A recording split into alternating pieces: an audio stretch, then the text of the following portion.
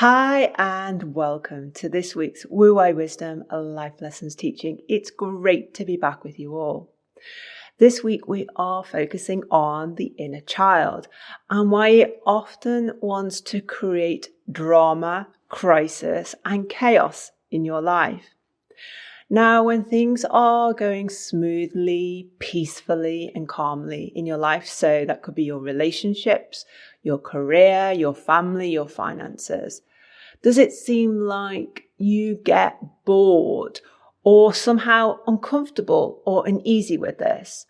And so you actively seek out problems, create conflict, or start to make high risk and unhealthy decisions. Well, in this teaching, we're going to be explaining why you self-sabotage in this way, how the inner child is involved, and what you can do to break this unhealthy habit of behaviour.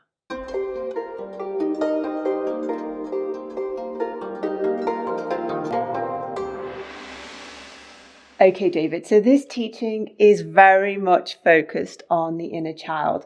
For our new listeners and subscribers, what is the inner child? I think it's always worth redescribing it, even for those old supporters. The inner child is a part of your mind. Now, it's not separate from you. It's not outside of you talking to you, but it does talk to you from internally. It's a label I like to call for something you may be already calling the ego or the negativity, or as I often say, because a lot of my clients say this, a little devil that sits on the shoulder, the 3 a.m. mind. When have you woken up at 3 a.m. in the morning and that mind is telling you all the negativity? Now, I prefer to use the label the inner child for that part of your subconscious mind. It's a part of your mind that was developed but frozen like the kernel in the center of a nut. And the age that seems important for me is the age of around 6 years old and 9 years old in your childhood. And this was a time when your sensitivity, where your emotions had fully developed, but your cognitive reasoning, the way you view the world, was still in a childlike state. And so although you mature as a person and get on with your life and go to school and pass your exams and get a job and get married, that this part of your mind is almost like frozen in time. And when you reach certain situations like the ones we're going to discuss today, that inner child will take over. And the power of the inner child is it speaks through your emotions. So white can overpower the mature, the more logical, the more intelligent part of your mind, because the inner child has direct access to your emotions. And those combination of the inner child and the emotions are very powerful. And David, if someone has been involved and marinating themselves in our teaching for a while, they'll know that we have a huge back catalogue on inner child teachings and understanding the inner child. But that most of our teachings are about how that part of our mind, the inner child, reacts and deals with difficult, challenging life situations. Here we're talking about when things are good, when things are going well, when things are peaceful, and there is kind of like no reason for our mind to get agitated or concerned, seemingly. So what is going on here?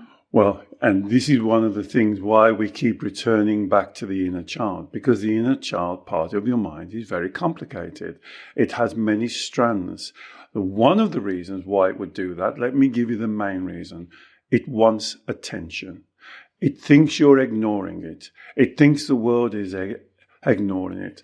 The inner child is craving attention, validation, approval, to be noticed, to be made special, to be heard. So it may be, and one of the things my clients do the most frequently is to ignore the inner child. That part of the mind, when it starts talking, they shut it down, they ignore it, they look at something else, they distract themselves. And then the inner child then will use, as I said in the introduction, emotions. And what is the most devastating emotion that it can use? As you said in the introduction, it can create chaos, confusion. It can self-sabotage. It can do what we call CCJ, compare, criticize, be judgmental. So it would look at somebody else who gets a job or gets a promotion, or it perceives he's not working as hard or is getting more breaks, and it will start to compare. It will start to be judgmental. It will be judgmental about the older you. It will be your biggest critic. It will say, you should be doing better. You're not perfect. You're making too many mistakes. Your partner isn't doing this. Wouldn't it be better if you were doing that? Aren't these people having... You see, I could go on and on and on and on, because it's very childlike.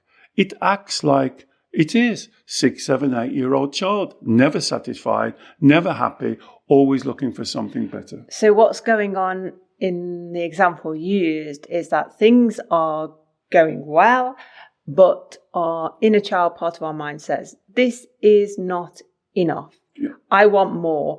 It compares, it criticizes, it judges, it looks around and says, I want more. So in order to get more, I have to create a fuss. I have to seek attention. I need to kick, scream, create chaos. Isn't that like a child? Just like a child. Just like a child. And this is one of the reasons this teaching I'm going to give you now is so, so important. Please listen to this teaching. Your inner child, and if you think about it like a child, creates a fuss, creates emotion, anxiety, temper, having a strop, having a temper tantrum. It creates that.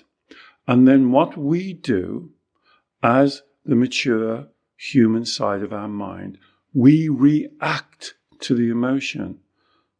We become responsive to the emotion. And what the teaching of the inner child, and please look back in the archives, is we should go towards the inner child. We should find out, speak to it, educate it, all the things we suggest. I call it having the inner child conversations. We don't do that. We do the opposite. We move away from it. We put the inner child in control. We react to the feelings. But imagine this in real life. Imagine if your 6, 7-year-old physical child came home from school one day really angry, shouting and screaming. You wouldn't say, well, I'm going to go to bed. I'm going to put the duvet over my head. I'm going to have a few drinks now because you're upset. You would approach your physical child. You'd give them a hug.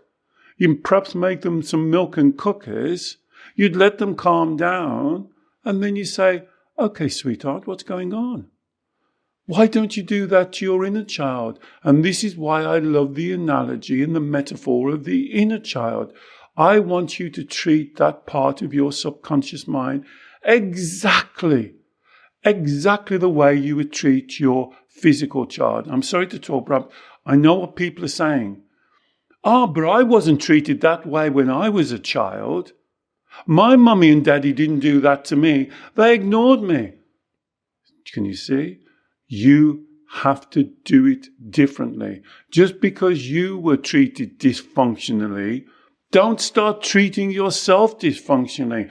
And again, this is what a lot of my clients do.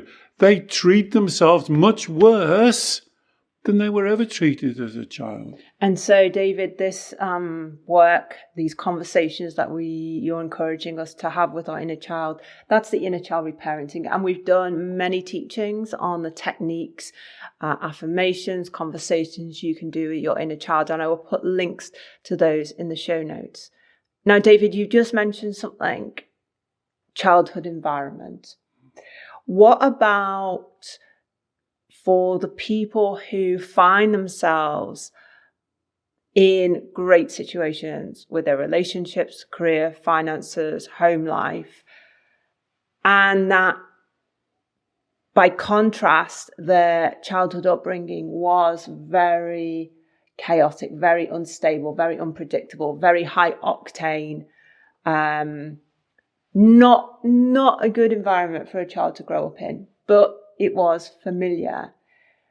How And so having things nice and calm and peaceful is like, ooh, I'm not sure about this. This is new territory for me. Things are going to go wrong. It's nice now, but I know it's going to go bad because that's what happened when I was young. How does the childhood legacy affect people in this regard? In exactly the way you just explained it, Alex. You explained it perfectly. One of the characteristics about the inner child, and although the word familiar doesn't sound powerful, let me assure you, for the inner child, the word familiar is very powerful.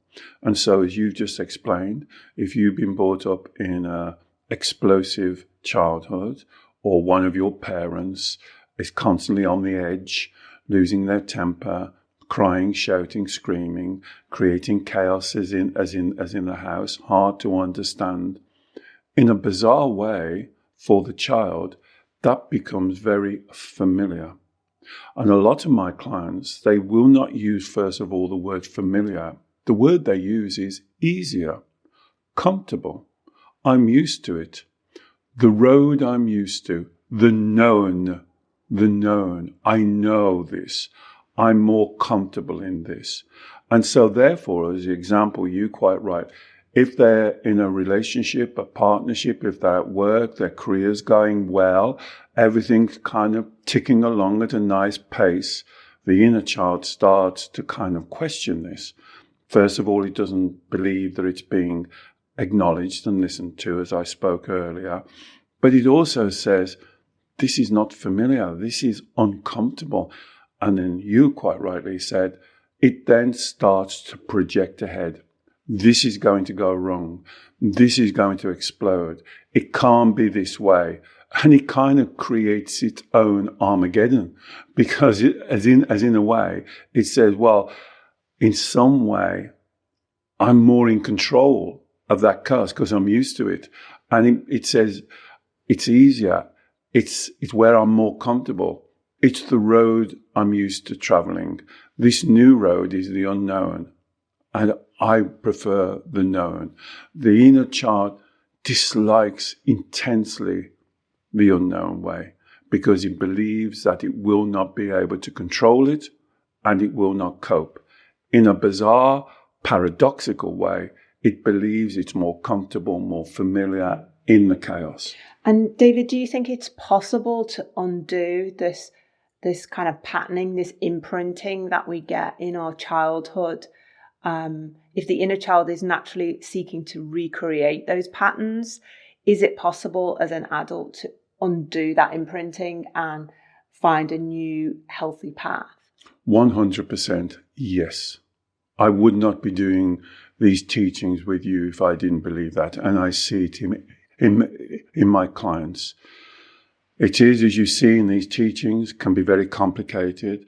You hear me say on every video, you cannot change what you don't understand. The first job is emotional education, is understanding the ways, the characteristics, how your inner child is. Your inner child is not a monster. Your inner child is not out to mess you up, to screw up your life, to make your life difficult. Far from it. The inner child is like, I often see, and I draw this comparison when I work with a client and we do the golden thread. Oh, why'd you do that? Oh, why? Asking those self-inquiry questions. To me, it's like walking down the steps of a cellar and we move into a very dark, dank room. And in the corner there's a little 6 and 7 year old child stuck, doesn't know, hasn't had the correct information. And so it's living on a 6, 7, 8 year old wits. It's trying its best. The only tool it has is the connection to the emotion. That's the only tool it has. And it doesn't know how to use it correctly. And in some ways, it sees the emotion as the problem, as the enemy, when it's creating the emotion. So again, we've done so many teachings on trying to understand that. So this can change. It is not your nature. If it was your nature, you wouldn't be listening to me. You'd be happy. So this is not your nature. This is a false belief. And what's more, It's not even your belief. Let me repeat that. It's not even your belief. It's a belief you've inherited from parents, authority figures. It's a belief that you've inherited from culture, from environment. It's a belief that you've inherited from experiences that you've had and couldn't deal with.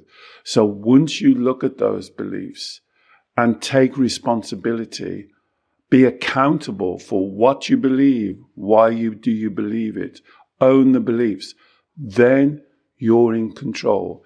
You cannot change what is not yours.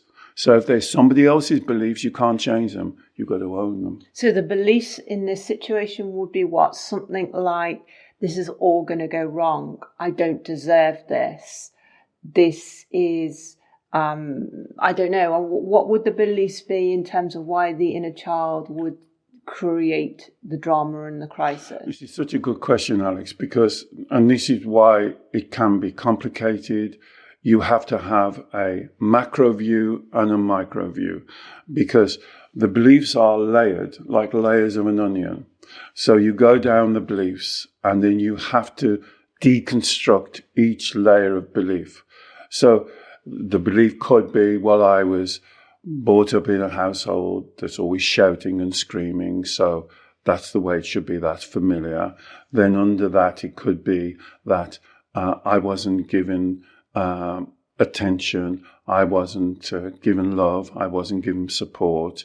In fact, I was always criticized, I was always compared to my siblings, I was always judged negatively. Under that could be the three lies. I'm not good enough, I can't cope, I'm unlovable. Have you ever said that to yourself? Have you ever said one or all three of those lies? I'm not good enough. I would say the majority of my clients have said that sometime in their life. I can't cope. It's all too much for me. It's above my pay grade. I need help. I need somebody standing beside me. I'm unlovable, or I'm unworthy. As you said, I don't deserve it. See, that goes under that banner. And then under that is what I call the vow. V-O-W, the vow. Now, this is something you said to yourself very early, perhaps even as early as 6, 7, when things were out of your control, when you didn't understand the environment, all the authority figures, parents, teachers, elder siblings, grandparents, you didn't understand them, but you give them authority. They should know more than you, shouldn't they? They should love you, shouldn't they? They should validate you, shouldn't they? But they don't, or they're not, or they can't. And then you say something which I think is life-changing. You say to yourself the vow, there's something wrong with me. There's something missing in me. I'm the problem, not my parents. I'm the problem. And when you do that, you do something that's really fundamentally, spiritually wrong. You doubt your own Shen. You know what I define as your Shen? Your worth and your value. When you say to yourself, there's something missing in me, there's something wrong in me, it can't be my authority figures, you do something and you put yourself on a completely wrong road. You doubt your own value and worth. And then you say the three lies. And then there's another layer. And then there's another layer. And then there's another layer. And as we've done before, it becomes a self-fulfilling prophecy. And so this is why we need to spend time doing this self-inquiry work and not just kind of finish the journey at the first layer down in terms of why are we doing this, but we need the natural journey to get to this understanding is through going deeper and deeper and deeper and having these inner conversations with ourselves and asking that why question that you ask all of your clients when you work through the golden thread process, your therapy model with them, to get to that core vow. And it's that vow that is driving the self-sabotage. Yes, and the layers, like the layers of the onion, to get through those, Alex, is what we call the golden thread. And this is something you can do for yourself. Again, we have many teachings in the archives on how to do the golden thread. But the top layer of that are always emotions. So I would say, and I would probably say 100%, but certainly a high percentage, if you're absolutely experiencing this, what we're talking about now, self-sabotage in any way, creating drama, never happy, never satisfied, if you are seeking perfection, if you can't fail, if you're concerned about others rejecting you, not liking you, if you're a people pleaser. Oh my goodness, we've done so many videos to try and clarify this. That's the top, the outer layer of the onion. And then as you go down the layers, you'll see many things. And the way to get through that is the golden thread. Why? Why do I believe that? Not why do I feel that? Because that's the inner child pushing you back to the top. Why do I believe that? Why do I think that? What is the benefit of me thinking that? And that's how you have to navigate down to the vow. And that's where you can do the work. But remember, that vow comes from a confused, beautiful, intelligent child. They are not a monster. They need your love. They need your help. They need your education. They need you to come towards them when they create powerful, intense, overwhelming feelings. They need you to come towards them and to hold them, not to run away from them. Brilliant. Thank you, David. And I will put links in the show notes to teachings on the inner child to help you with that reparenting work, on the golden thread process, so you understand more about the principles and application of that model, and on teachings on CCJ, the comparing, criticizing, and being judgmental, and the childhood vow. I really hope you have enjoyed and benefited from this teaching. Please do let us know and perhaps share it with someone else who you think it may also help. David works every week with clients all over the world on exactly these sort of inner child issues. If you'd like to learn more about David's Zoom consultations, please also check out the show notes for more information on those as well. And finally, please don't forget to subscribe to our YouTube channel. We produce new teachings every week, and we would love to share your journey with you. Bye-bye.